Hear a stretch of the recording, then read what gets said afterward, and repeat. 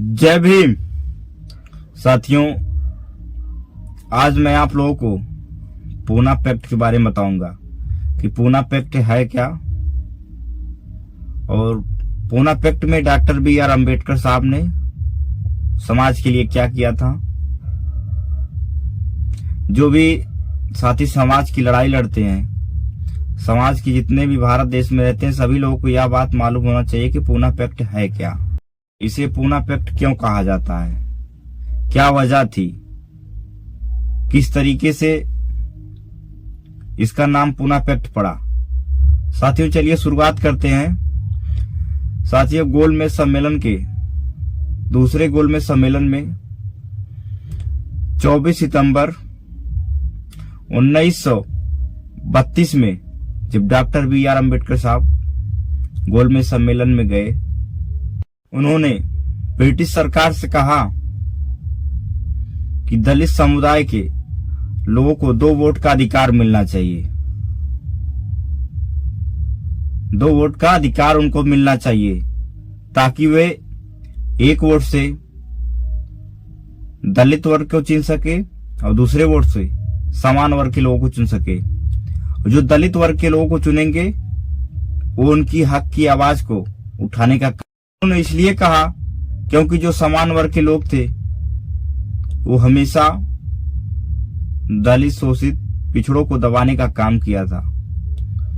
उनको पानी पीने तक का अधिकार नहीं था, उनको विद्यालय नहीं जाने दिया जाता था। साथियों इस स्थिति में बाबा साहब ने ब्रिटिश सरकार के सामने ये प्रस्ताव रखा, तो ये ब्रिटिश सरकार ने इस प्रस्ताव को पारित किया, लेकिन इस प्रस्ताव को महात्मा गांधी को पसंद नहीं था। उन्होंने इस प्रस्ताव को बदलने के लिए भारत सरकार से पत्र लिखा, लेकिन महात्मा गांधी को लगा कि उनके पत्र से कोई अमल नहीं हो रहा है। साथियों उन्होंने एरोडा जेल में 20 सितंबर 1932 में उन्होंने मरण अनशन कर लिया।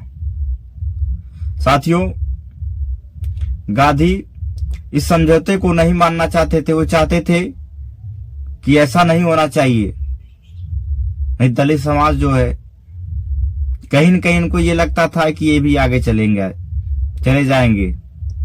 साथियों उन्होंने मरण अनशन पे बैठ गए तो लगातार महात्मा गांधी की हालात बिगड़ती गई, उनका स्वास्थ्य खराब होता चला गया। तो देश के तमाम लोगों ने, तमाम जो नेता थे, तमाम लोगों ने डॉक्टर B.R. अम्बेडकर साहब से इस बात को मानने के लिए कहा। Doctor B.R. अम्बेडकर साहब ने जब 24 सितंबर 1932 में एरोडा जेल में पहुंचे तो उनके साथ डॉक्टर राजेंद्र प्रसाद और मदन मोहन मालवीय महात्मा गांधी थे। तो इस प्रस्ताव को, इस अधिकार को बाबा साहब को समझौता करना पड़ा, गांधी से समझौता करना पड़ा। गांधी नहीं मानना चाहते थे, वे चाहते थे कि दलितों को 2 वोट का अधिकार ना मिले, लेकिन साथ ही इस प्रस्ताव को बाबा साहब को स्वीकार करना पड़ा। लेकिन बाबा साहब जिसमें संयुक्त हिंदू निर्वाचन की व्यवस्था की गई और उसके अंतर्गत दलितों के लिए और स्थान आरक्षित रखने पर सहमति बनी, इसी को पूना पैक्ट समझौता कहा जाता है।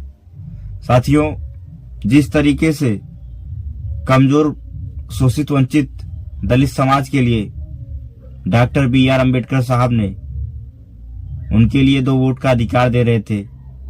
साथियों ऐसे महानायक, साथियों आज जो बाबा साहब को लोग जानते हैं, बाबा साहब को मानते हैं, उनको यह चीज जरूर पता होना चाहिए कि डॉक्टर B.R. अम्बेडकर साहब उनके लिए उनकी अच्छी। जब 24 सितंबर 1932 में एरोडा जेल में बाबा साहब 5 बजे गांधी के यहां पहुंचे, जब इस समझौते को उन्होंने माना, साथी उसी को पूना पैक्ट कहा गया।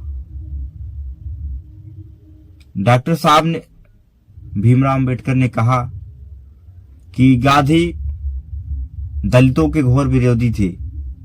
डॉक्टर बी आर अम्बेडकर साहब ने कहा वे हमेशा दलितों के विरोध में खड़े रहते थे। जो भी डॉक्टर बी आर अम्बेडकर साहब प्रस्ताव लाते थे हमेशा महात्मा गांधी जी उसका विरोध करते थे। यह चीज बाबा साहब भीमराव अम्बेडकर जी ने कहा था। इसीलिए दलितों को 2 वोट का अधिकार खोना पड़ा। साथियों, नहीं तो आज इस देश में 2 वोट का अधिकार होता तो आज इस दलितों की, कमजोरों की यह हालात नहीं होते। साथियों, डॉक्टर बी आर अम्बेडकर साहब ऐसे महान व्यक्ति थे जिन्होंने कमजोरों के लिए, शोषितों के लिए यह बात सोची। साथियों, उन्होंने यह प्रस्ताव भी दिया महात्मा गांधी को और उन्होंने 71 आरक्षित सीटों की बजाय पूना पैक्ट में आरक्षित सीटों की संख्या बढ़ाकर 148 करा लिए थे। और डॉक्टर बी आर अम्बेडकर साहब ने कहा कि दलित वर्ग के लोगों को शिक्षा में योगदान मिलना चाहिए। उनको किसी भी विभाग में, सरकारी विभाग में कोई उनके साथ भेदभाव नहीं किया जाएगा, डॉक्टर बी आर अम्बेडकर साहब ने कहा था। और इस हस्ताक्षर को करने के बाद डॉक्टर बी आर अम्बेडकर साहब ने महात्मा गांधी को जीवन दान दिया था। यह बात सभी को पता होना चाहिए। और अम्बेडकर साहब इस समझौते से असंवैधानिक थे। उन्होंने गांधी के इस अनशन को अछूतों के उनके राजनीतिक अधिकारों से वंचित करने और उन्हें उनकी माफी मांगने से पीछे हटने के लिए, दबाव डालने के लिए गांधी ने यह खेल खेला था।